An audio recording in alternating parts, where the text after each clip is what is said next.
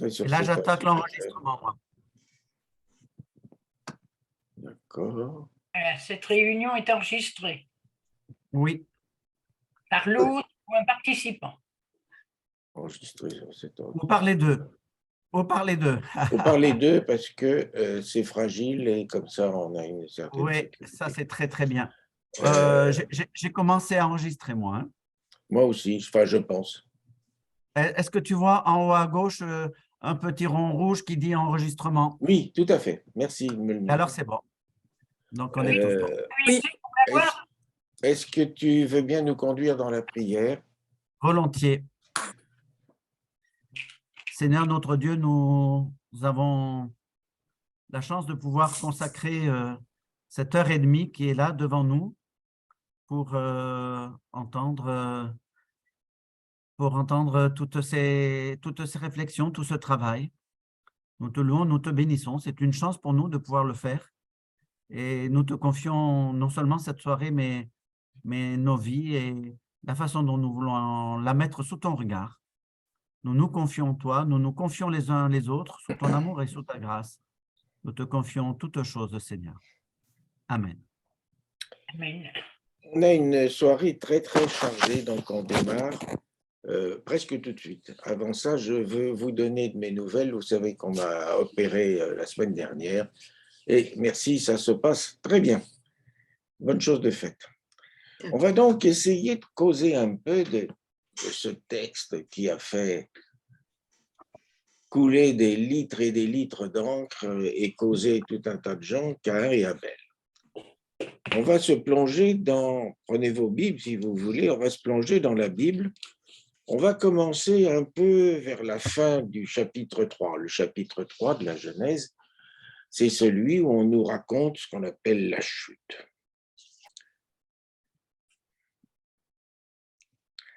Et au verset 17, j'en sauterai un ou deux.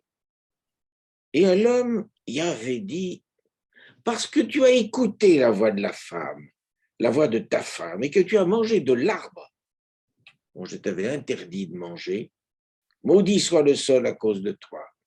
À force de peine, tu en tireras subsistance tous les jours de ta vie. Il produira pour toi épines et chardons, et tu mangeras l'herbe des champs. À la sueur de ton visage, tu mangeras ton pain, jusqu'à ce que tu retournes au sol d'où tu fus tiré. Car tu es glaise et tu retourneras à la glaise. Oui, il avait dit auparavant à Ève, je multiplierai les peines de tes grossesses. Dans la peine, tu enfanteras des fils. Voilà.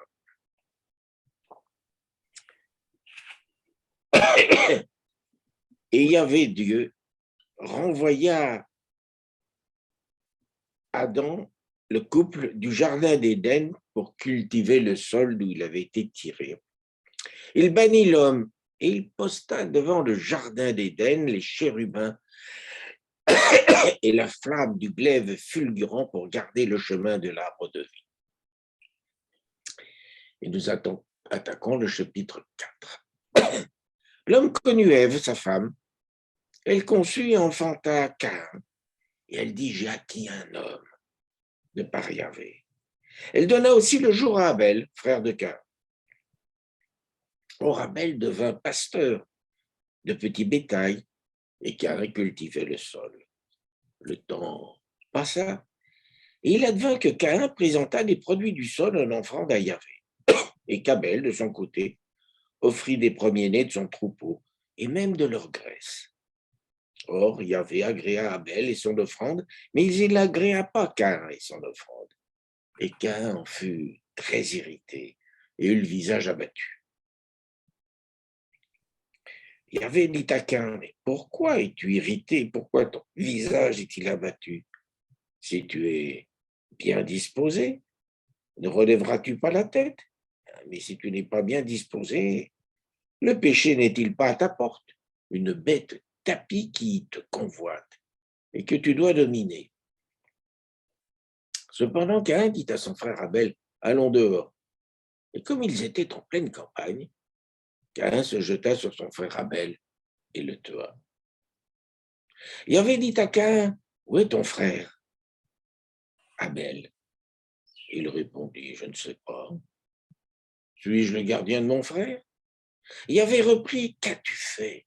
Écoute le sang de ton frère crier vers moi du sol. Maintenant, sois maudit et chassé du sol fertile qui a ouvert la bouche pour recevoir de ta main le sang de ton frère. Si tu cultives le sol, il ne te donnera plus son produit. Tu seras un errant parcourant la terre. Alors Caïn dit à Yahvé, ma peine est trop lourde à porter. Vois, tu me bannis aujourd'hui du sol fertile, et je devrais me cacher loin de ta face, et je serai un errant parcourant la terre. Mais le premier venu me tuera. Yahvé lui répondit, aussi bien, si quelqu'un tue Caïn, on le vengera 7 fois. Et Yahvé mit un signe sur Caïn, afin que le premier venu ne le frappât point. Caïn se retira de la présence de Yahvé et séjourna au pays de Nod, à l'orient d'Éden. Caïn connut sa femme, qui conçut et enfanta Hénoc. Il devint un constructeur de villes, et il donna à la ville le nom de son fils Hénoc. À Hénoc naquit Irad, et Irad engendra Mehujaël, et Mehujaël engendra Métouchaël, et Métouchaël engendra Lamech. Lamech prit 2 femmes. Le nom de la première était Ada, et le nom de la seconde, Tsila. Ada enfantant Yabal. Il fut l'ancêtre de ceux qui vivent sous la tente et avec les troupeaux. Le nom de son frère était Yubal. Il fut l'ancêtre de tous ceux qui jouent de la lyre et du chalumeau. De son côté, Silla enfanta Tubal-Caïn. Il fut l'ancêtre de tous les forgerons en cuivre et en fer. La sœur de Tubal-Caïn était Naama. Lamech dit à ses femmes, Ada et Silla, entendez ma voix. Femme de Lamech, écoutez ma parole. J'ai tué un homme pour une blessure, un enfant pour une meurtrissure.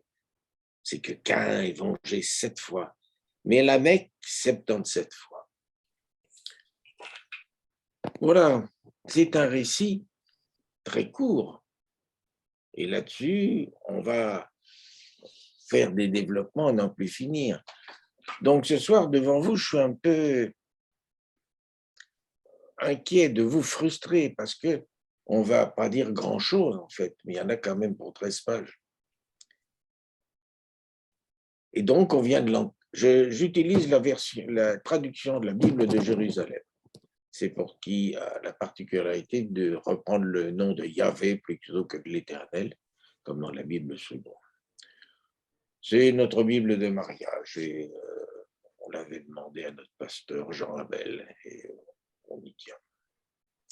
Voilà, vous venez d'entendre le chapitre 3 de la Genèse se clôt sur l'image effrayante des chérubins aux glaives flamboyants, excluant définitivement tout retour à cet utérus douillet qui avait été le jardin d'Éden. Ses anciens occupants étant désormais condamnés, l'un à ne devoir sa maigre pitance qu'à son incessant labeur sur un sol ingrat, l'autre à accoucher dans la douleur. Adam et Ève s'installent dans le monde réel. Je redis, n'hésitez pas à m'interroger, sinon ça va être beaucoup trop long pour vous. Par la grâce de Dieu, Adam et Ève ont un premier fils, Caïn, et puis un second né à Ève, Abel. Mais pourquoi, lors de cette seconde naissance, aussi bien Adam que Dieu sont absents? On ne nous dit pas grand-chose de chaque frère.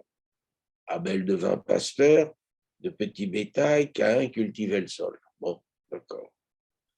Ce qui semble bien indiquer que l'intérêt du récit n'est pas dans leur personne, mais dans leur rapport. Historiquement, les relations entre cultivateurs et nomades, apparues plus tard, souvent pillards, et dont les bêtes pouvaient perturber les cultures, ces relations ne furent pas toujours au beau fixe. Et puis en signe de reconnaissance, c'est-à-dire de dépendance. On reconnaît sa dépendance. Les frères font l'offrande à Dieu des prémices de leurs activités. Dieu agrée celle du cadet, pas celle de l'aîné qui en est dépité et irrité. Les raisons exactes de ce rejet resteront un secret entre Dieu et Caïn. Mais celui-ci semble bien les comprendre lorsque Dieu lui reproche paternellement son mauvais penchant. Si tu n'es pas bien disposé, le péché n'est-il pas à la porte, une bête tapie qui te convoite et que tu dois dominer? Bon, nous dirions aujourd'hui une pulsion mal maîtrisée, en un mot, la jalousie. Caïn fait la sourde oreille, entraîne Abel en pleine campagne, c'est-à-dire hors de la ville, à un moment où il y a 4 personnes sur terre,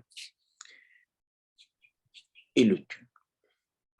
Si l'on se réfère à la réaction de Dieu après la désobéissance du couple humain au jardin d'Éden, qui semble quand même moins grave qu'un fratricide, on s'attendrait à une sanction divine d'une brutalité inouïe.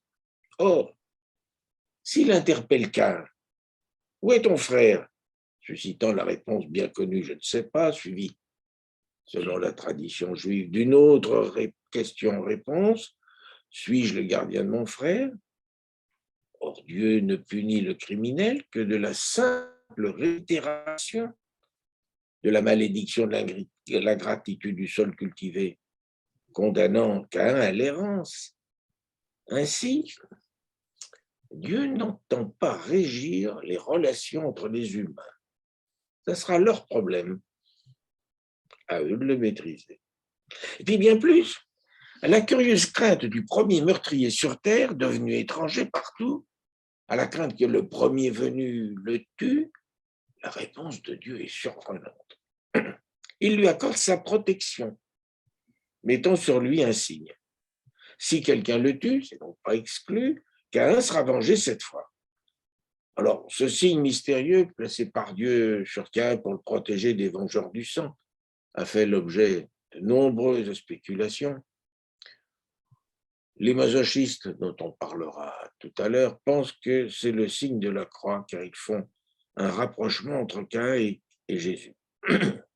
Bon, tout au plus, on va dire qu'il c'était très probablement un tatouage.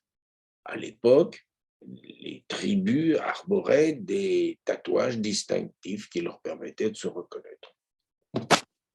Voilà pour un tatouage.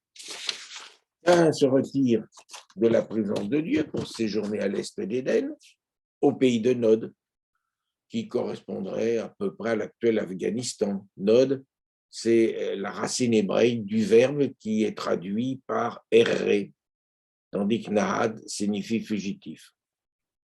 Là, la femme de Caïn lui donne un fils, Enoch. Alors, on pourrait se demander qui était la femme de Caïn, alors qu'il n'y avait pas encore d'habitants sur la terre, mais bon, nous sommes dans le registre du mythe, pas de la reconstitution historique. Et puis, 6 générations vont succéder à Enoch. En 6 versets, c'est un raccourci absolument extraordinaire. Ce passage va retracer l'évolution des arts et des techniques au néolithique. Ensuite, on ne parle plus des descendants de ces gens-là. Ont-ils disparu? Est-ce qu'il s'agirait d'une première humanité à laquelle aurait succédé celle des enfants de Seth? Alors, il est vrai que l'Ancien Testament, à plusieurs reprises, fait état des Kénites pour désigner différentes tribus mal définies. Ainsi, si vous vous reportez au chapitre 15 de la Genèse, lorsque pour la première fois Dieu fait alliance avec Abraham, c'est là où il lui promet une postérité aussi nombreuse que les étoiles, postérité à qui reviendra toute la région entre la frontière égyptienne et l'Euphrate, c'est vaste. Pays alors occupé par diverses populations, eh bien, sont cités les Kénites. Et certains considèrent que ces Kénites sont les descendants de Caïn et voient dans leur tatouage distinctif le signe de Caïn. Voilà, c'est tout ce qu'il y a à dire sur ce texte. Alors, on peut en dire beaucoup, des choses cachées, on va savoir pourquoi est-ce que l'offrande d'Abel a été acceptée par celle de Caïn, quelle était la nature de l'offrande de Caïn, quelle était la nature de l'offrande d'Abel. On peut imaginer tout un tas de choses. Et c'est ça la richesse de nos textes bibliques. Ils sont d'une concision extraordinaire parce qu'ils vont susciter le questionnement. Pour moi, la Bible n'a jamais été l'endroit où je vais chercher les réponses. C'est l'endroit où je vais chercher les questions. J'ai toujours la même méthode, je vais regarder le texte lui-même et puis voir s'il y en a d'autres précisions dans la Bible, dans l'Ancien et Nouveau Testament ou ailleurs, sur ce récit. Alors, dans tout le reste de l'Ancien Testament, il n'en est pas fait mention. C'est quand même important. Le Nouveau Testament, alors il y a 6 textes qui évoquent ces 2 frères en termes très élogieux pour Abel et assez sévères pour Caïn. Les évangiles. Alors aussi bien Matthieu que Luc fustigent les scribes et pharisiens qui tueront les prophètes envoyés vers eux pour que retombe sur eux le sang des justes répandu sur la terre depuis Abel, le juste. À 2 reprises, l'épître aux Hébreux, au chapitre 11 et 12, alors au chapitre 11, l'épître, son auteur affirme par la foi, Abel offrit à Dieu un sacrifice de plus grande valeur que celui de Caïn, aussi fut-il proclamé juste, Dieu ayant rendu témoignage à ses dons. Et par elle aussi, c'est-à-dire par la foi, bien que mort, il parle encore.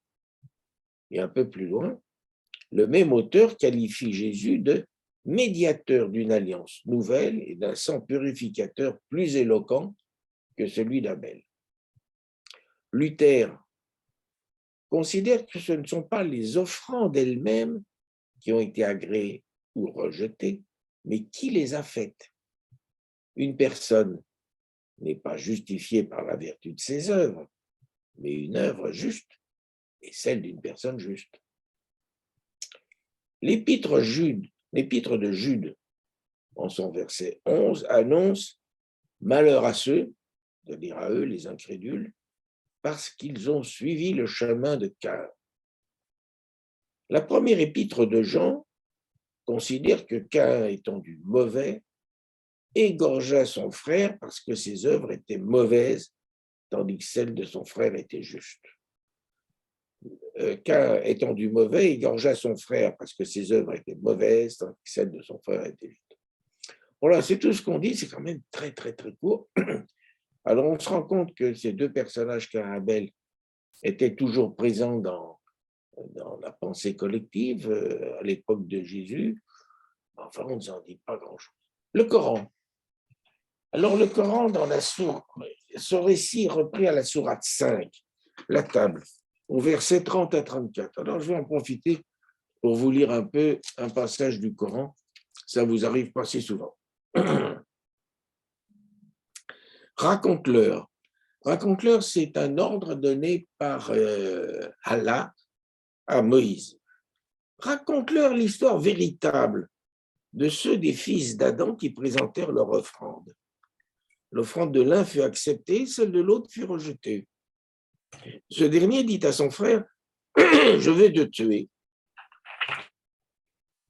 Dieu, répondit l'autre, ne reçoit des offrandes que des hommes qui le craignent. Quand même tu étendrais ta main sur moi pour me tuer. Je n'étendrai pas la mienne pour t'ôter la vie, car je crains Dieu, souverain de l'univers. J'aime mieux que toi seul en sorte, chargé de mes péchés et des tiens, et que tu sois voué au feu, récompense des pervers. La passion subjugua l'injuste, il tua son frère, et fut au nombre des malheureux.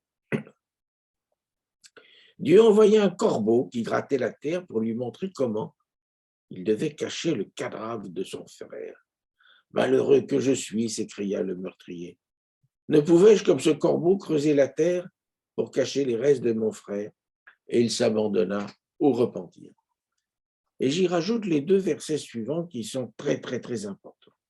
C'est pourquoi, c'est donc la leçon que l'on va tirer de ce récit dans l'islam, C'est pourquoi nous avons donné ce précepte aux enfants d'Israël. Celui qui aura tué un homme sans que celui-ci ait commis un meurtre ou exercé des brigandages dans le pays sera regardé comme le meurtrier du genre humain.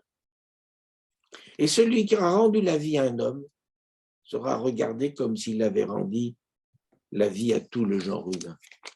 L'imam, je ne sais plus, c'est aussi qui était venu nous faire une conférence, avait beaucoup insisté sur ce verset qui dément un petit peu toutes les théories des activistes musulmans qui considèrent qu'ils doivent tuer toute la terre. Alors, une explication sur le corbeau, selon la Midrash Tanouma. Les Juifs avaient l'habitude de réécrire de temps en temps leurs textes, et les Midrash, ce sont des recueils de sentences, de sermons, etc. Et il y en a en gros par livre de la Bible. Donc, selon ce Midrash qui avait été élaboré au 5e siècle en Palestine byzantine, Caïn ne sait pas quoi faire du corps de son frère, parce qu'il n'y a jamais eu de mort sur terre. Donc, il va le porter sur son dos un certain temps, jusqu'à ce que Dieu, ayant pitié, envoie devant lui 2 corbeaux. Et l'un de ces 2 corbeaux va tuer l'autre, puis va gratter le sol de ses pattes et enterrer son frère pour montrer à Caïn comment il devait faire. Il n'y a plus qu'un seul corbeau dans la sourate 5, et ce récit se termine donc par l'abandon de Caïn au repentir. Voilà pour le récit, pour les textes. Est-ce que vous avez des réactions? Vaste silence. Bon. Non, c'était juste pour dire que effectivement la concision des textes bibliques, effectivement, parfois c'est une richesse, que trop de détails tuent l'imagination, et que la concision laisse des espaces pour notre réflexion, imagination et réflexion. Donc, je renforce ce que tu as dit sur la concision. Alors, en général, une fois que j'ai étudié un texte, j'essaye de dire qu'est-ce qu'on va en faire. Qu'est-ce qu'on peut en tirer comme enseignement, comme réflexion. Et là, ce soir, j'en retiens 3. 2 vont porter sur la question de la violence. Et puis, un sur les masochistes. Ça paraît curieux, mais certains psychanalystes très, très sérieux ont fait le rapprochement. Et je vais commencer par la violence au sein des fratries. Et même pour être plus précis, au sein des fratries homogènes, c'est-à-dire quand il n'y a que des filles ou que des garçons.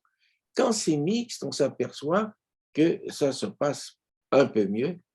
Et vous allez voir qu'en fait, cette question a été une source d'interrogation et d'inquiétude pour toute l'Antiquité et même aujourd'hui. Donc, l'une des formes les plus pernicieuses de la violence, c'est cette rivalité au sein des fratries. Et c'est une des constantes de la psychologie humaine, et je trouve qu'il est quand même tout à fait notable que le tout premier épisode de l'histoire humaine sur Terre, on va considérer que le Jardin d'Éden, c'est un peu, on ne sait pas très bien, enfin, il est géographiquement situé, mais enfin, c'était dans un contexte très, très différent. La première expérience humaine, c'est un fratricide. C'est quand même absolument extraordinaire. Et c'est donc, dès la plus haute antiquité, les auteurs, c'est-à-dire aussi bien les auteurs des textes sacrés que les poètes, se sont intéressés à cette question, mais aujourd'hui, c'est toujours d'actualité, et psychologues et psychanalystes se sont penchés dessus. Et je vais vous proposer toute une liste de cas, et j'irai plus ou moins vite selon l'intérêt, parce qu'on pourrait y passer toute la nuit. Donc, on vient de lire Abel, le cadet, qui est mal vu par son frère aîné, Caïn, qui va jusqu'à l'éliminer. Parmi les nuances du texte, on considère, nous, traditionnellement, que Caïn est né et puis qu'Abel est venu après. Mais si vous lisez le texte, on n'en sait rien. L'homme connut Ève, sa femme, elle conçut et enfanta Caïn.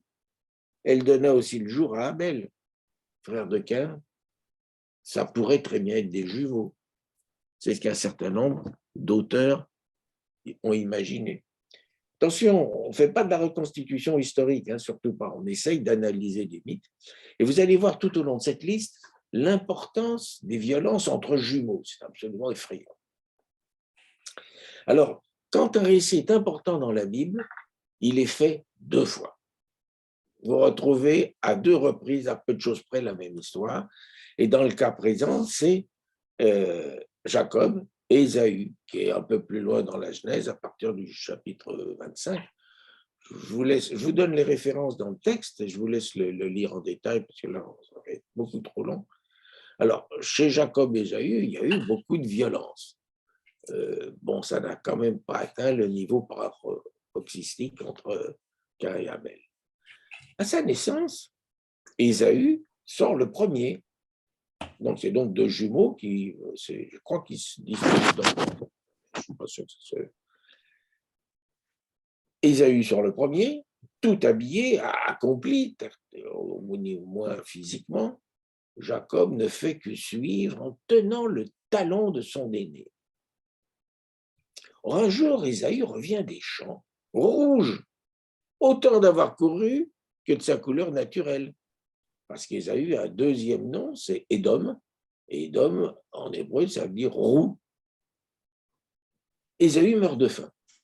Or, Jacob, son frère, a fait cuire des lentilles rouges. Alors, nos traductions, notamment second, disent un roux, pour garder le jeu de mots avec Édom, le rouquin, mais mesdames les cuisinières, vous savez très bien que le roux, c'est une sauce, c'est pas du tout un plat. Alors que de quoi satisfaire son besoin est là, devant lui. L'attente lui paraît intolérable. Il lui faut avaler ce plat tout de suite. Et vous noterez que le texte dit bien avaler et non pas manger, quel qu'en soit le prix. Jacob, profitant des pulsions incontrôlées de son frère, lui cède le plat en échange de son droit d'aînesse.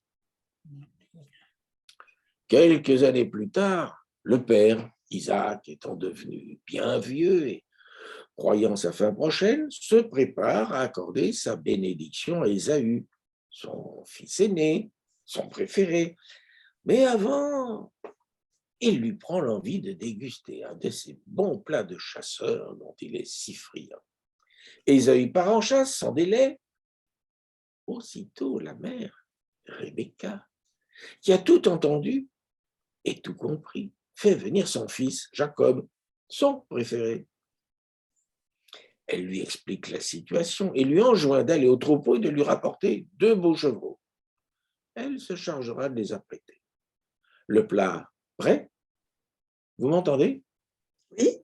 Oui, avec attention. Le plat prêt par Rebecca, Isaac, presque. Alors, attendez. Le plat prêt, Rebecca déguise Jacob avec les habits d'Ésaü et puis lui couvre les bras et le cou avec la peau des chevreaux. Parce qu'autant Ésaü était velu, autant Jacob était lisse. Ainsi affublé, Jacob se présente devant son père comme étant Ésaü, avec le plat préparé par Rebecca. Isaac, presque aveugle, est un peu perturbé par ce fils qu'il a du mal à identifier, mais le plat est bon et le vin fait descendre le tout. Ayant fini de manger, Isaac fait approcher son fils et lui accorde sa bénédiction. Jacob vient à peine de s'éclipser qu'arrive Ésaü, qui apporte à son père le plat qu'il a préparé avec le gibier qu'il a attrapé. Isaac est de plus en plus perturbé. Et quand Ésaü comprend ce qui vient de se passer, il rentre dans une rage que l'on peut comprendre.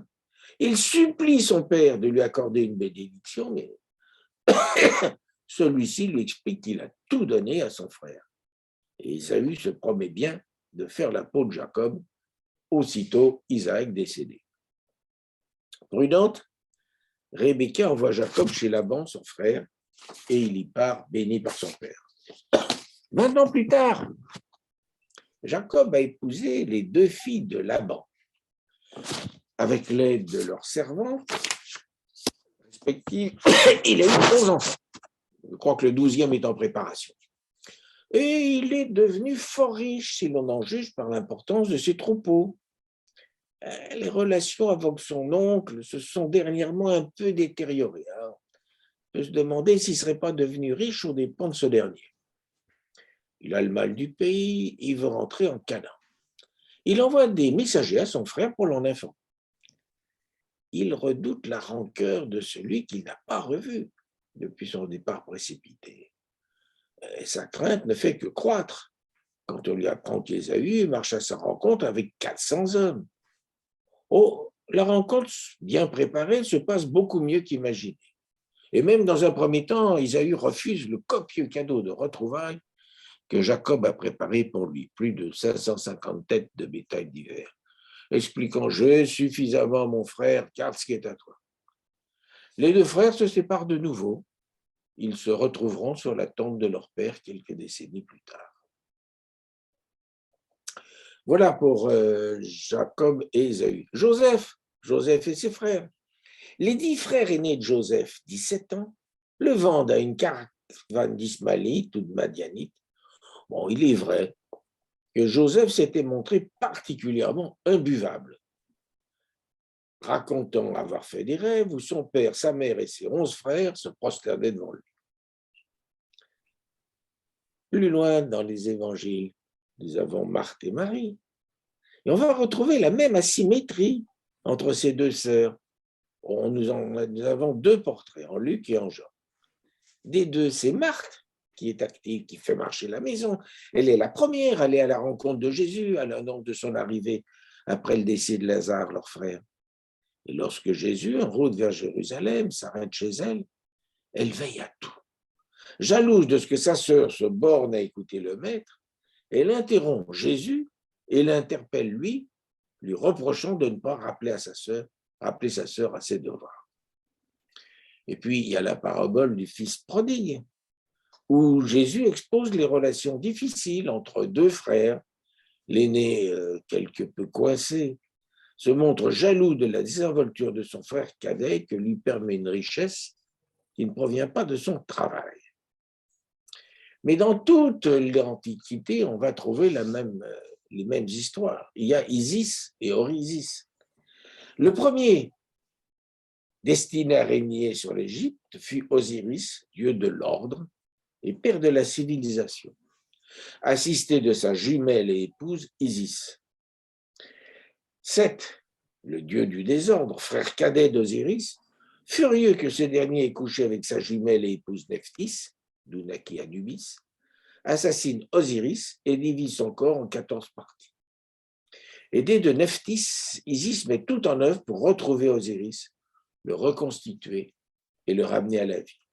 Depuis lors, Osiris vit au pays des morts où il préside à leur jugement. Et d'Osiris et d'Isis naît un fils, Horus, père de tous les pharaons égyptiens. Chez les Grecs, nous avons les Labdacides, c'est-à-dire les gens de la famille de Laios. Laios, c'est le père de Jocaste et de Dieu. Éthéocle et Polynice sont les jumeaux incestueux d'Œdipe et de sa mère Jocaste. Lorsque ces deux derniers apprennent leur vérité, Jocaste se suicide et Œdipe se crève les yeux avec la broche de Jocaste. Banni de Thèbes, Œdipe quitte la ville et guidé par sa fille Antigone, non sans avoir maudit ses deux fils et annoncé qu'ils mourront de la main l'un de l'autre.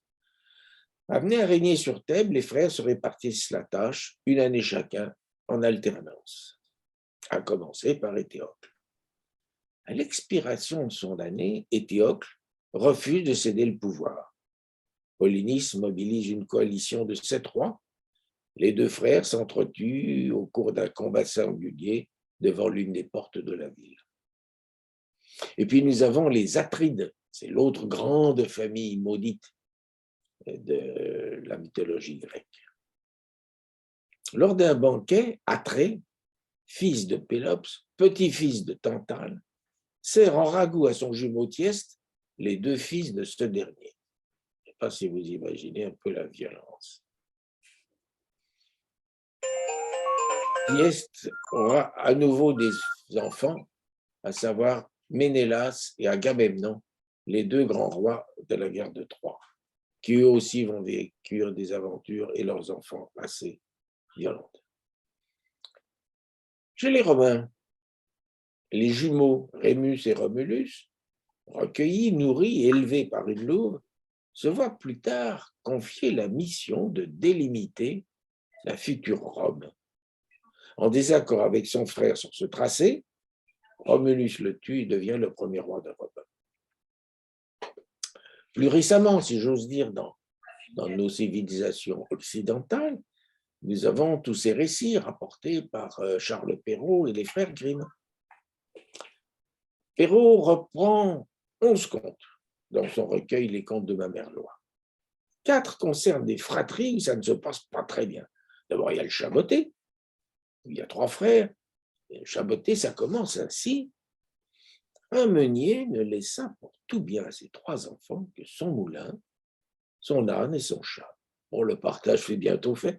L'aîné eut le moulin, le second eut l'âne, et le plus jeune n'eut que le chat. Quand même pas très gentil, mal parti dans la vie. Et puis il y a le petit Pousset, 7 frères, les 6 premiers n'étant pas très tendres avec les derniers. Cendrillon, 3 sœurs, puis enfin les fées, 2 sœurs. Lorsque la fratrie comprend frères et sœurs, les choses se passent plutôt mieux. Prenons comme exemple la Barbe Bleue, où les frères de Anne viennent à son secours. Non, c'est pas Anne, c'est les frères de la sœur de la femme de Barbe Bleue viennent à son secours. Et chez Grimm, on va relever Cendrillon, 3 sœurs. Là, c'est une version beaucoup plus dure que celle de Perrault, qui a sans doute bien édulcoré. Il y a les 3 plumes, 3 frères. En revanche, ça se passe beaucoup mieux s'il y a frères et sœurs, comme Frérot et Sœurette, les 12 frères Hansel et Gretel. J'ai relevé quand même un contre-exemple dans le récit Les 2 frères, contrepris par Alexandre Dumas. Là, ces jumeaux s'entendent très bien. Ces contes ont pour effet de faire comprendre aux jeunes et aux très jeunes enfants que bien que cela puisse leur paraître au-dessus de leurs faibles forces, ils parviendront à vaincre les obstacles qui les assaillent, au nombre desquels la méchanceté ressentie de leurs frères et sœurs et de leurs parents, comme l'ont réussi avant eux leurs aînés ou leurs parents.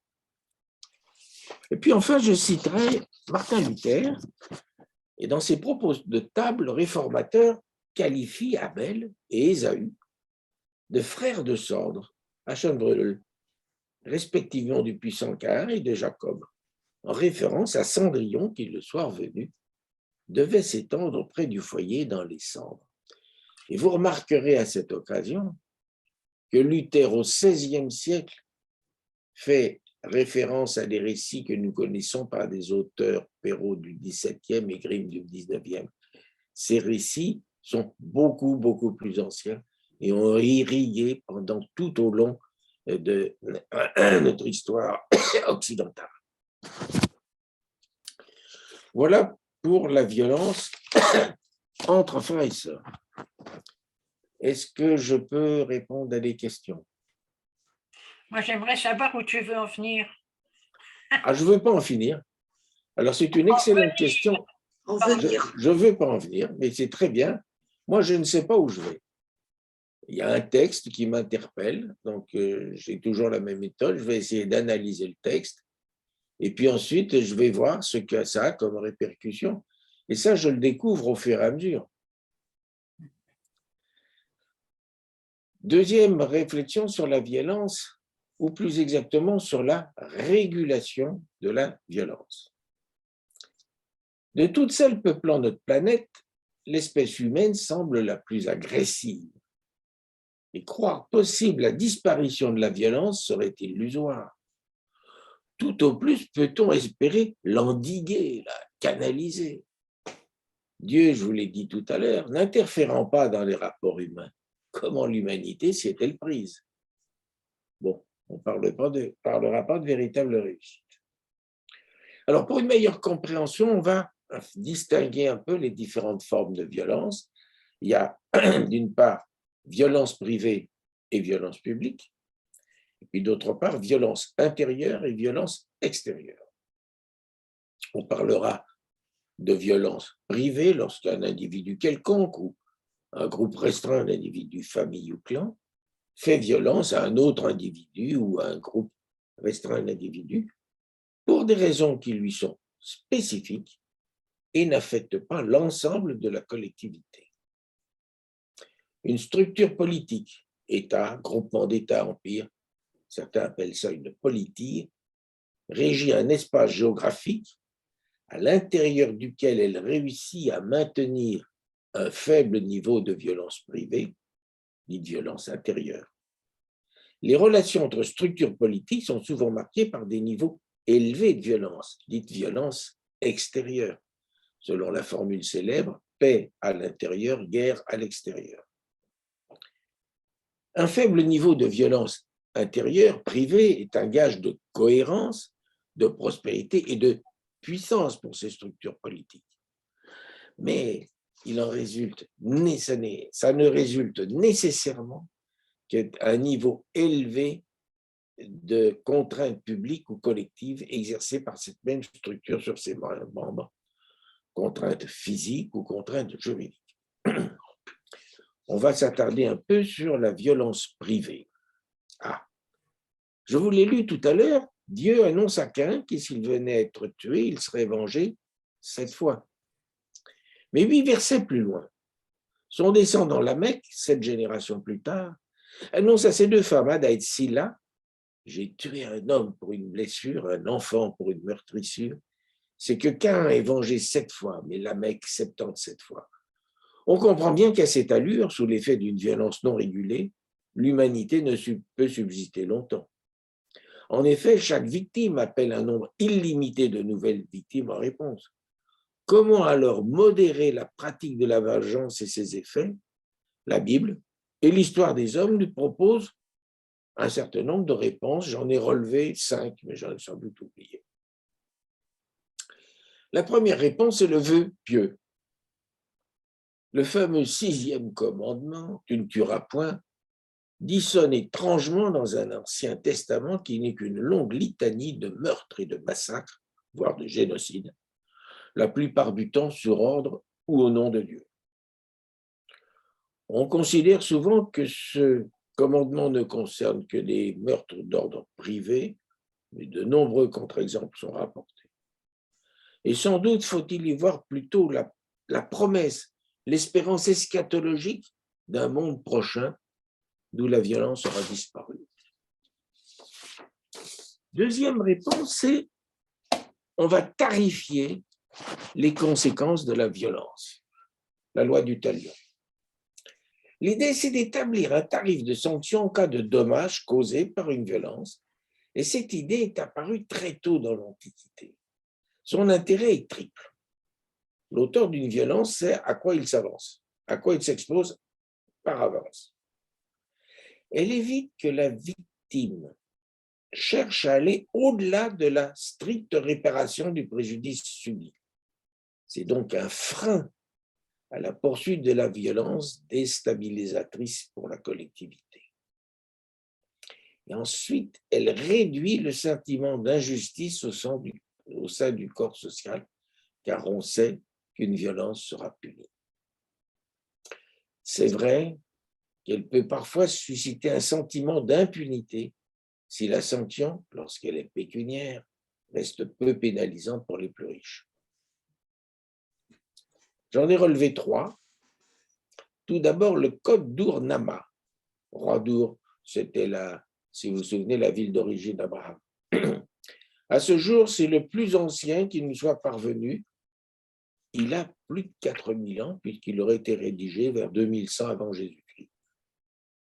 Il énonce 57 cas fréquents. On a pu retrouver, récupérer 40 de ces cas. Et pour chacun, il donne la sanction. Il a tendance à privilégier les sanctions financières, moins violentes, par rapport aux sanctions physiques, sauf meurtre ou vol qui justifient la mort. Ensuite, le code d'Hammurabi, le plus connu et le plus complet. Hammurabi aurait régné à Babylone de 1792 à 1750 avant Jésus-Christ. On le voit plus ou moins contemporain d'Abraham. Son code aurait été rédigé peu avant sa mort, transcrit sur une stèle placée au milieu d'une place fréquentée de Babylone et rédigé en akkadien, c'est-à-dire la langue locale. Il était compréhensible à qui savait lire. Il prétendait répondre à de nombreuses situations, non seulement de droit pénal au sens où nous l'entendons aujourd'hui, mais aussi de droit de tous les jours. Par exemple, il y en a un qui dit « Si quelqu'un a pris une épouse, mais ne lui a pas établi de contrat, cette femme n'est pas une épouse. » Et contrairement à ce qu'on pourrait croire, c'est protecteur pour la femme, puisqu'il lui est chaudement recommandé de faire un contrat qui, d'une part, justifiera ses droits et d'autre part, les définira. Ce code d'Hammurabi recensait 282 cas, chacun ayant sa propre sanction, généralement plutôt lourde. Il instituait une présomption d'innocence et donnait à l'accusateur comme à l'accusé la possibilité de produire des preuves, mais il ne reconnaissait pas de circonstances atténuantes. Et puis enfin, mais il y a la loi mosaïque. Et si l'on en croit les chronologies bibliques, Moïse aurait vécu 1400 ans avant Jésus-Christ. Ces prescriptions sont nombreuses et reprennent tous les aspects de la vie en communauté. Elles figurent sans ordre apparent dans les 5 livres de la Torah, que nous appelons aussi Pentateuque. Le non-respect des prescriptions religieuses entraîne le plus souvent la mort, parfois le maintien dans un état d'impureté qui ne vaut guère mieux. En revanche, s'il s'agit de sanctionner une violence, même involontaire, sans transgression d'une obligation religieuse, la sanction est toujours la même, infliger à son auteur ce qu'il aura infligé à sa victime. C'est la loi du talion. Mais s'il y a accident, tu donneras vie pour vie, œil pour œil, dent pour dent, main pour main, pied pour pied, brûlure pour brûlure, blessure pour blessure, meurtrissure pour meurtrissure. Troisième modalité de régulation de la vengeance, de la violence, ça paraît ahurissant, mais ça marche très bien, c'est l'organisation de la vengeance et l'institution des vengeurs du sang. La société hébraïque antique est organisée en silos, famille, clan, tribu, Israël. Famille et clan sont les unités de base et tout est organisé pour assurer la perpétuation tant lignagère que territoriale. Alors d'abord, 2 mots sur la perpétuation lignagère. On se marie de préférence avec quelqu'un de son clan. Et puis, il y a le lévirat. À l'époque, le plus souvent, une même maison habitait pendant plusieurs générations toute une fratrie, la famille au sens large. Il pouvait arriver que l'un des frères, marié, décède sans laisser d'enfant. En pareil cas, un autre frère, habitant la même maison, devait épouser la veuve. Et le premier-né de cette nouvelle union était réputé descendant du défunt, dont il reprenait le nom et les droits. Cette coutume des lévirats était courante au Proche-Orient, et pas seulement en Israël, et on la rencontre encore aujourd'hui en Afrique. La perpétuation territoriale. Les personnes étaient autant identifiées par la terre qu'ils tenaient de leurs ancêtres que par ses ancêtres eux-mêmes. Rien de surprenant, chez nous, pendant tout l'Ancien Régime, les nobles se faisaient appeler par le nom de leur terre. Pour illustration, je vous propose d'aller voir au chapitre 21 du 2e livre des Rois l'histoire d'un certain Naboth. Ce Naboth possédait une vigne à côté du palais d'été du roi d'Israël, Akab. Celui-ci la convoitait pour en faire son potager. Ne cherchant nullement à léser son voisin, le roi lui fit une proposition tout à fait honnête. Une autre vigne, meilleure, en échange, ou alors sa contre-valeur en argent. Mais Naboth refuse tout net une telle trahison. Yahvé me garde de céder l'héritage de mes pères.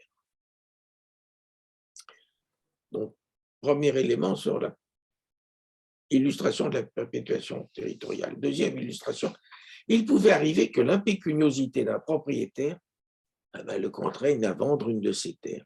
Son plus proche parent, on appelait le Goël, on va y revenir tout à l'heure, avait alors un droit de préemption sur cette terre.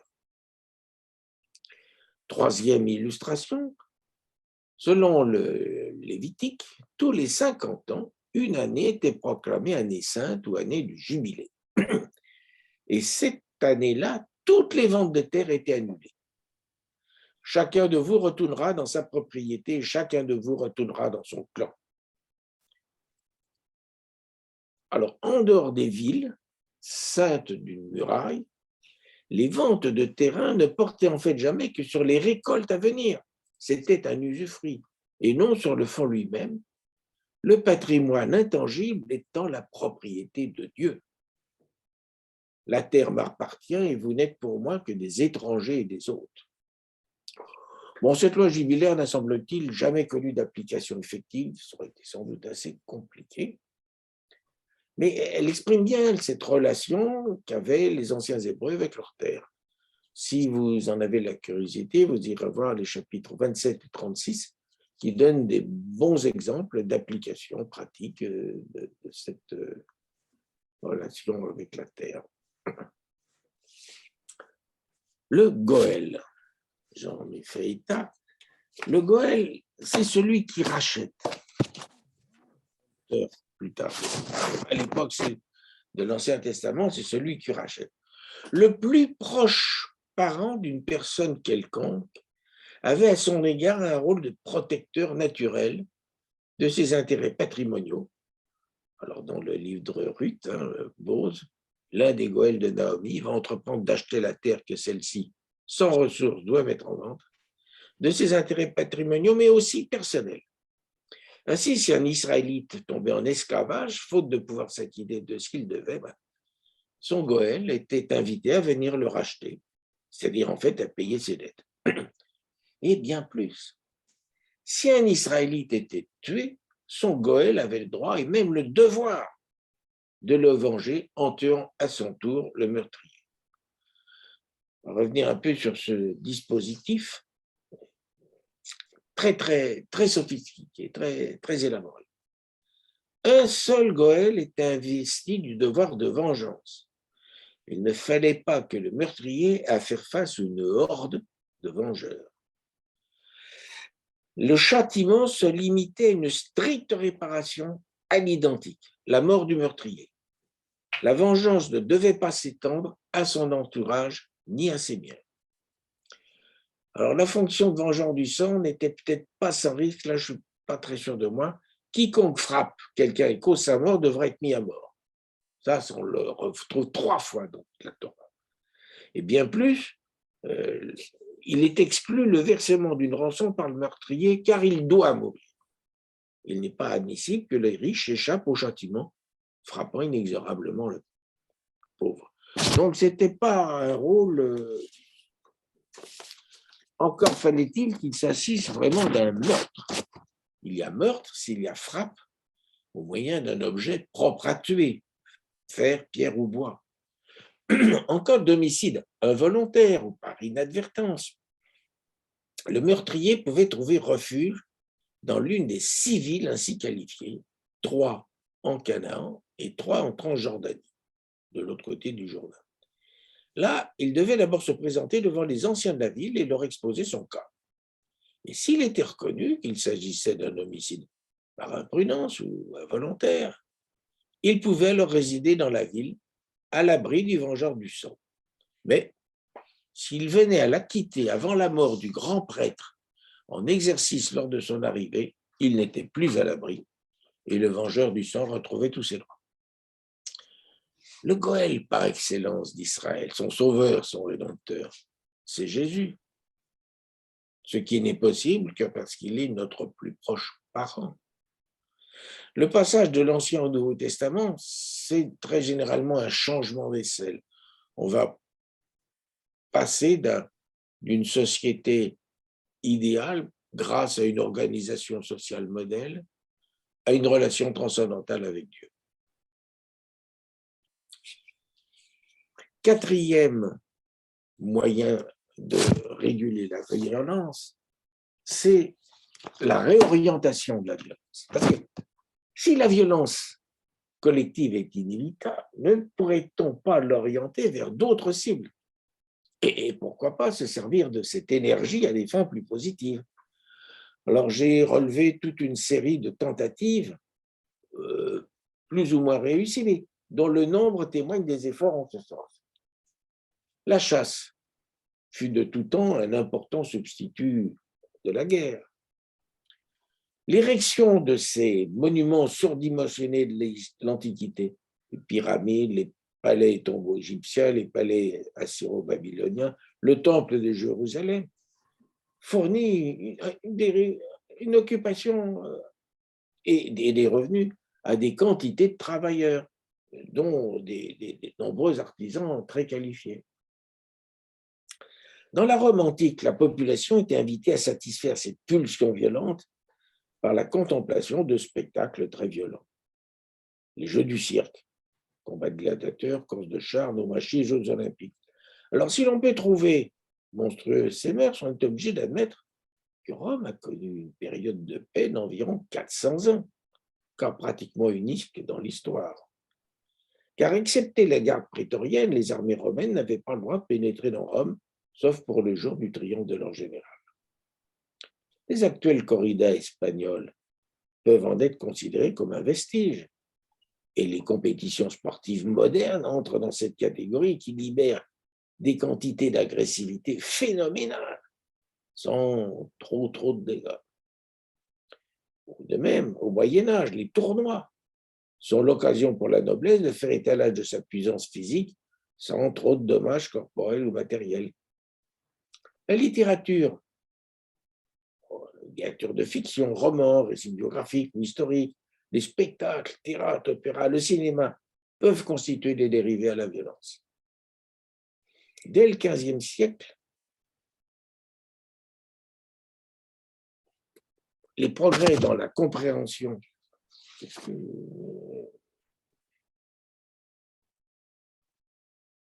j'ai sauté un truc.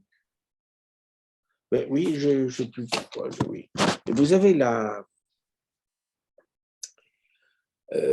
au XIIe, XIIIe siècle, vous avez la trêve de Dieu instituée par l'Église. On ne doit pas combattre pendant les périodes liturgiques, c'est-à-dire du mercredi soir au lundi matin, Noël, Carême, Pâques. Au total, il restait 80 jours par an pour se battre. Ça ne fait pas beaucoup, et puis surtout, ça interdisait les vastes expéditions punitives. Au XVe siècle, les progrès dans la compréhension du globe vont susciter de vastes campagnes de découverte des terres nouvelles. Ça aussi, ça va canaliser beaucoup d'agressivité pour le plus grand profit des Européens, un peu moins pour les nouvelles populations rencontrées.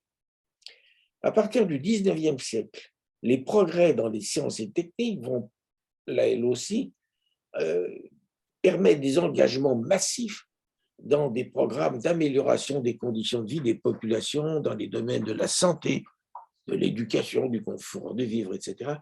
Toutes ces activités requérant des efforts continus et prolongés, donc constituant une canalisation de l'agressivité naturelle humaine. Alors, le vocabulaire de nos guerriers de nos entreprises, où il n'est question que de compétition, conquête de marché, stratégie, raid, prise de contrôle et chevalier blanc. Et puis ensuite, dans la réorientation de la violence, il faut signaler l'utilisation d'armes économiques non destructives.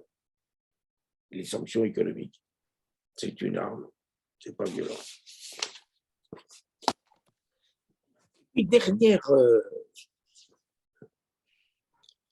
modalité de canalisation de la violence, ou de régulation plutôt de la violence, c'est le refus de la riposte. Alors ça, c'est l'une des propositions les plus étonnantes des évangiles. Et lors du sermon sur la montagne, Jésus suggère à ses auditeurs de ne pas tenir tête aux méchants, mais au contraire de tendre la joue gauche s'ils ont reçu un soufflet sur la joue droite, de laisser aussi leur manteau à celui qui veut leur prendre leur tunique et de parcourir 2000 avec celui qui exige d'être accompagné sur un 1000. Et à l'époque de Jésus, une telle attitude ne pouvait avoir qu'un effet déstabilisateur sur l'agresseur, ne sachant plus comment réagir. Frapper son voisin, son prochain sur la joue, ne devait se faire qu'avec la main droite, la gauche étant considérée comme impure. Donc avec le revers de la main droite, pour la joue droite. Gifler avec la main gauche obligeait l'agresseur à frapper avec l'intérieur de la main droite, ce qui n'était possible qu'à l'égard d'une personne pure, à égalité avec l'agresseur, alors que l'offense d'une gifle sur la joue droite est faite à une personne considérée comme inférieure et méprisable. Faire une telle proposition obligeait donc l'offenseur à admettre l'offensé comme son égal, un être humain comme lui.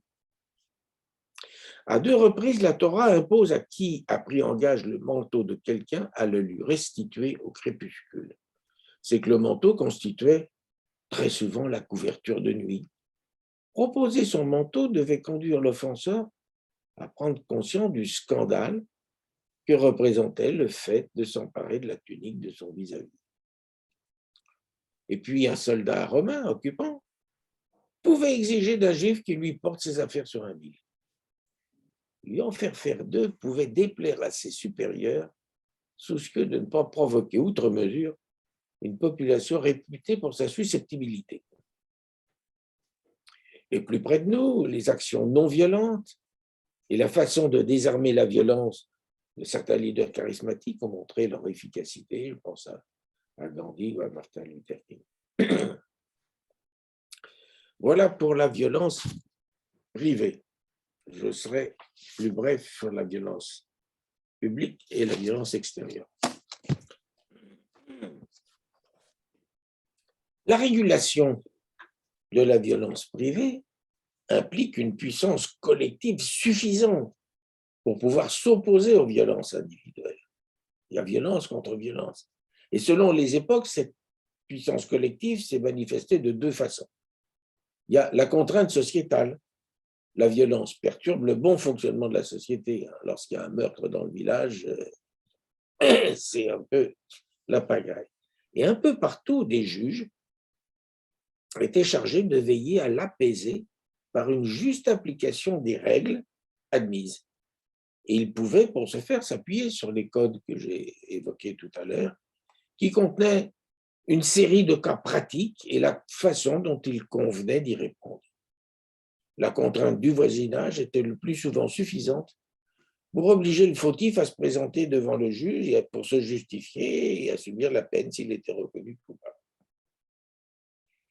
Plus tard, il y a la contrainte publique.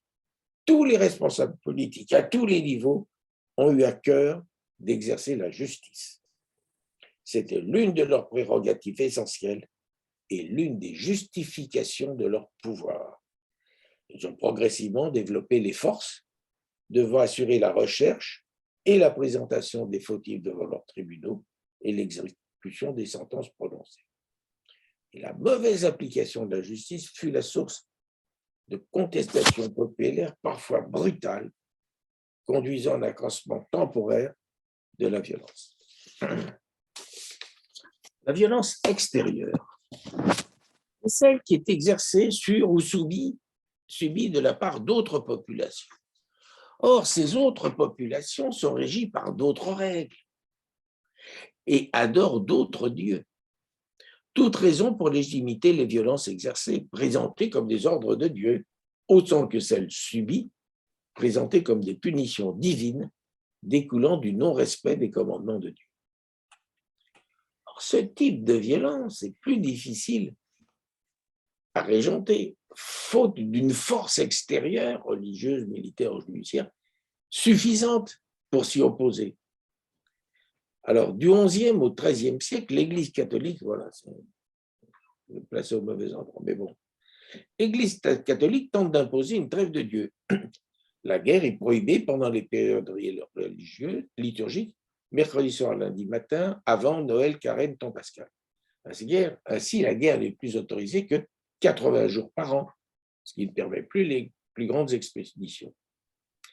Alors, cette institutionnalisation de la violence, même si plus ou moins bien respectée, reportez-vous à vos livres d'histoire, a contribué quand même à une certaine pacification des relations entre puissances. De nos jours, la tentative de réponse est le droit international, avec ses règles et ses juridictions, mais certains protagonistes ne se sentent pas tenus ou contestent l'autorité et les décisions des arbitres internationaux. D'où ces conflits armés qui ont ponctué l'histoire des hommes des origines à nos jours et auxquels, impuissants, nous avons assisté. Voilà pour la violence dans les fratries, dans la société. On continue. Caïn fut-il le père des masochistes?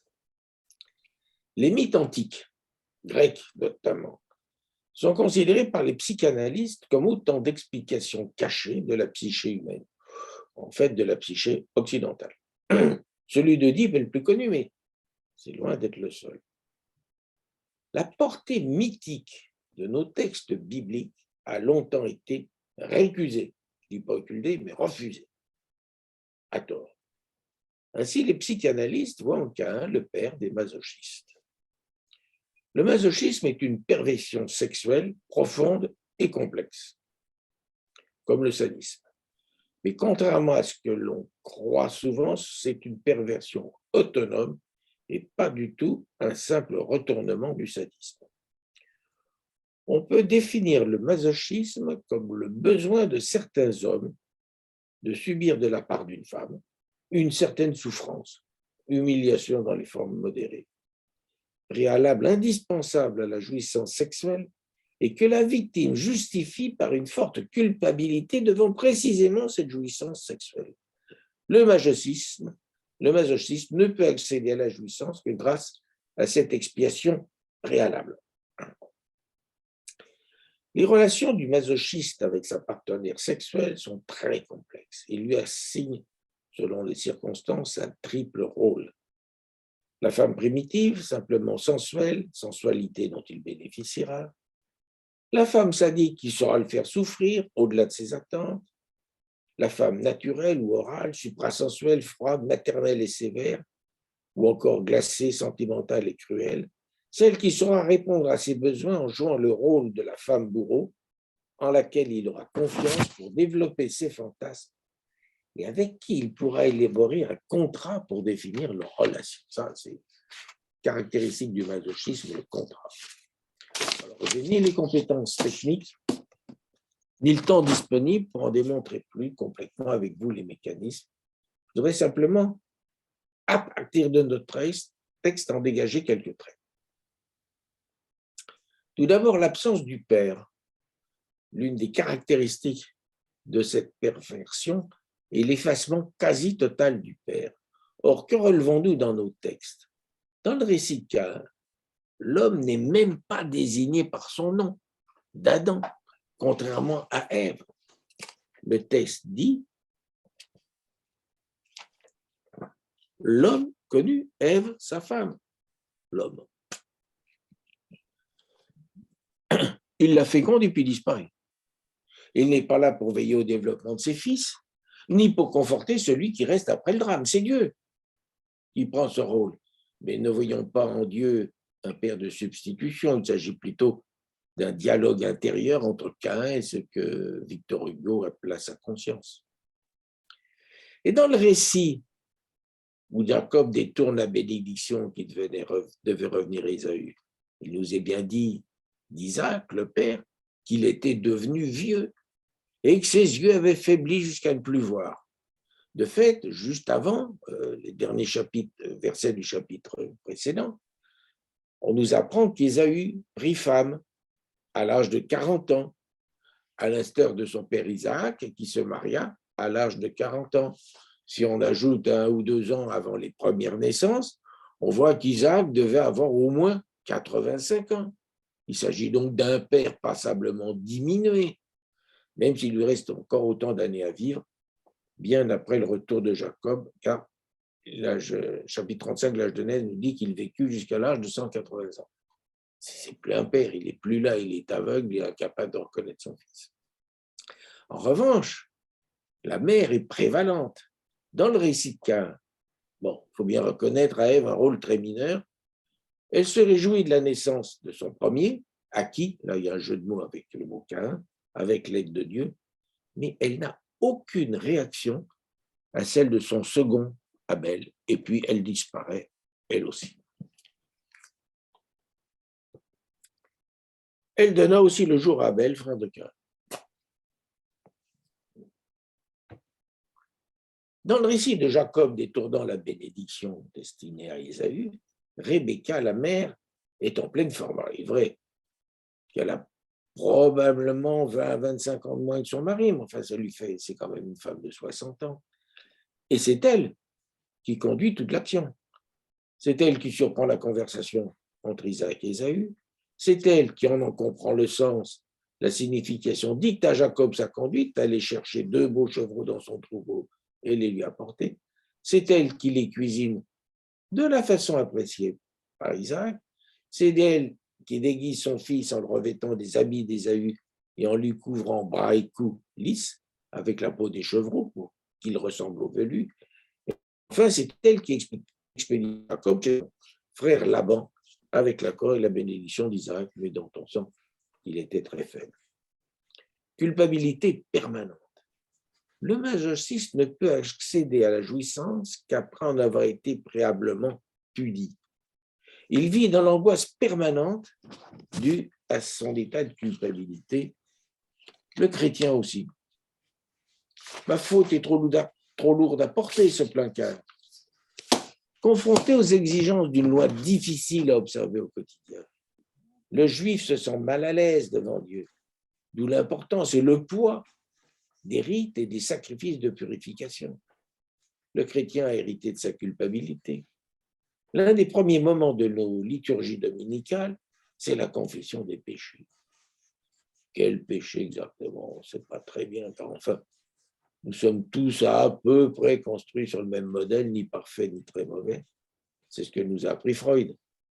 Il nous a fait découvrir l'importance de nos pulsions internes et de notre incapacité à nous en affranchir. Il ne reste pas moins que nous sommes incapables de jouir de la vie, simplement sans avoir fait préalablement pénitence et lutter contre de nombreuses tentations. Alors cet état d'esprit qui est moins marqué chez nous protestants que chez nos frères catholiques, donc il faut quand même le dire, s'en soit un peu libéré dernièrement. Mais l'abstinence reste une vertu chrétienne. Pour quel profit?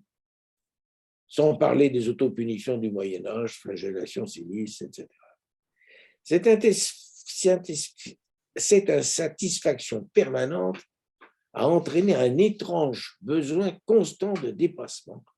Et j'y vois l'une des causes de l'esprit de conquête et d'entreprise qui ont caractérisé notre civilisation occidentale depuis le tournant de l'an 1000. Je n'en dirai pas plus pour ce soir, je pense que vous avez de quoi. Alors, où est-ce que je vais vous venir? Et bien voilà, je vous ai simplement transmis un peu mes réflexions, mes états d'âme, en espérant que de votre côté, ça pourra vous inciter à réfléchir sur notre civilisation et sur nous-mêmes.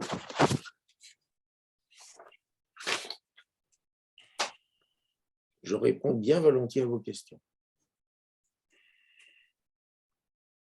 Merci, Daniel. Ça a l'air de susciter l'enthousiasme. Oh non, on est à l'écoute. Mais on ne parle pas là de Dieu, de la bienveillance de Dieu envers Caïn. Est-ce que ça va être la prochaine fois? Non, Non. Non, voilà, oui. D'accord. Je ne prétends pas épuiser la Bible. Non, non, mais… La prochaine fois, on parlera de l'épisode de la tour de Babel. D'accord, oui. Dans 2 directions. La première, c'est un Dieu plein de retenue. Vous avez vu que là, Dieu est étonnamment indulgent envers Caïn. Oui, oui. Et on va voir que dans l'épisode de la tour de Babel, c'est pareil. Il ne fait pas preuve d'une violence extrême. Il ne fait pas grand-chose. Et puis, c'est très bien cette époque de Babel parce que tout le monde parlait la même langue. Oui, tout le monde parle la même langue, mais la langue du chef. C'est-à-dire qu'on doit parler tous de la même façon. C'est la définition du totalitarisme. Alors, moi, je rejoins tout à fait l'intervention précédente. Je trouve que Caïn est un personnage très sympathique. Parce que il est obligé d'assumer l'irréparable et Dieu est avec lui. Et je trouve que de ce point de vue-là, il est très proche de moi. Alors après, sur la violence de la société, j'avoue que je n'ai pas tout suivi. Je voudrais juste faire une remarque quand tu dis que la sanction économique est une démarche non violente. Pour moi, c'est exactement la même chose qu'un siège. Quand on sait que 50% des Afghans sont affamés en ce moment, je trouve que c'est plutôt une violence propre qu'une non-violence. Enfin, Oui, on peut en une violence discuter. qu'on trouve propre, qu'on fait avec bonne conscience, mais je trouve que Non, non, là-dessus, j'ai elle bien parlé de sophistique plutôt que tentative. de changer. J'ai bien parlé de tentative et j'ai bien précisé qu'on ne sait pas très bien s'il y a des réussites. C'est une des façons de contourner. Voilà, mais Caïn, pour moi, était le personnage principal ce soir et je trouve qu'il faut lui laisser cette place. Joël, tu veux parler, mais il faudra que tu mettes ton micro. Il faudra que tu mettes ton micro, Joël. Hein. Oui, Voilà. non, c'est plus une remarque. L'énumération de tous ses frères ennemis, ça m'a fait penser à un sujet d'actualité et à deux frères dont on parle beaucoup et qui sont le, le prince Harry et le prince William. Voilà. Oui, bah oui. Donc, je ne sais pas si vous. Non, non, mais Voilà, tu c'est vrai. aurais pu le rajouter à la liste. Voilà. On ne sait pas trop quelle sera l'issue. Il y a beaucoup de rebondissements, mais voilà, c'est des sortes de Abel et de Caïn. Ils ne se sont pas encore entretués physiquement, mais Mais ça va venir. je ne le souhaite pas. C'est vrai. Mais voilà. Non, mais je veux dire, c'est très inquiétant quand notre pasteur, tous les dimanches, nous dit « aimez-vous comme des frères ». Peut-être pas, hein. Dangereux. Et il y a un thème qui est intéressant, c'est que toute guerre est une guerre fratricide par définition. D'ailleurs, Ukrainiens et Russes ont beaucoup de points communs et ça ressemble à une guerre fratricide. Hein, et voilà. Et au fond, finalement, grâce à cette affirmation que tout être humain dépend de Adam et de l'humanité, voilà, c'est toujours entre frères et sœurs, c'est toujours entre familles qu'il y a une guerre en quelque sorte. Absolument. Moi, je crois que le drame de tout ça, finalement, c'est d'avoir le pouvoir. C'est le pouvoir qui est finalement responsable. Caïn tue Abel parce qu'il voulait le pouvoir. On peut dire comme ça.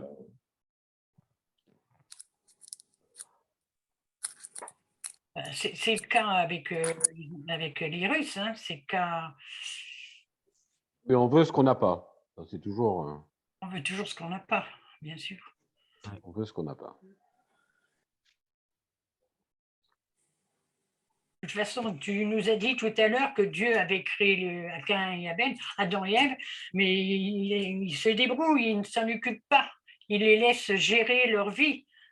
Donc, c'est bien pour ça qu'on veut peut-être essayer de récupérer Dieu et d'avoir le pouvoir divin. Alors, on s'entretue. C'est un bon axe de réflexion. Hein? C'est un bon axe de réflexion. On s'entretue toujours au nom de Dieu. La réaction du patriarche orthodoxe de Moscou est quand même très, très typique.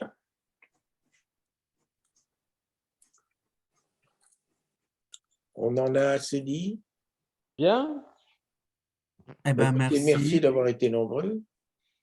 Merci à toi. Donc, c'est enregistré, doublement beaucoup, enregistré Daniel. entre Daniel et moi. Alors, Il j'arrête y a bien un de nos l'enregistrement. deux enregistrements qui va marcher. Et donc, du coup, ça sera assez rapidement sur le lien et le répertoire que vous avez d'habitude, dans lequel on trouve aussi facilement le texte Vous de pouvez d'ores et Daniel. déjà accéder au texte. Bonsoir, Anna. Merci. Et bon, merci encore une fois, Daniel. Et on peut se Oui. dire Merci. au revoir. Et donc, la prochaine fois, rappelle-nous la date, c'est en février, du coup, Daniel. C'est pas autour du 15, non? Le 14, je crois. 14 ou 15. Enfin, tu nous le dis à chaque fois et on le répète. Oh, il y en a pour 2 secondes de Le vérifier. 15, a priori, ici, c'est un mercredi. Ouais, c'est ça, le 15. Février, le Donc, 15. tout à fait, c'est noté, c'est le 15. Merci beaucoup. Et le 15 mars, D'accord, 15 mars. je vous raconterai à ma façon l'histoire d'Abraham. L'histoire D'Abraham. Abraham. Oui, Ouais. 15 mars. Voilà, bonne soirée Ok, à tous. Merci Bon beaucoup. appétit. Merci Encore, beaucoup. Hervé. Bonne Et soirée.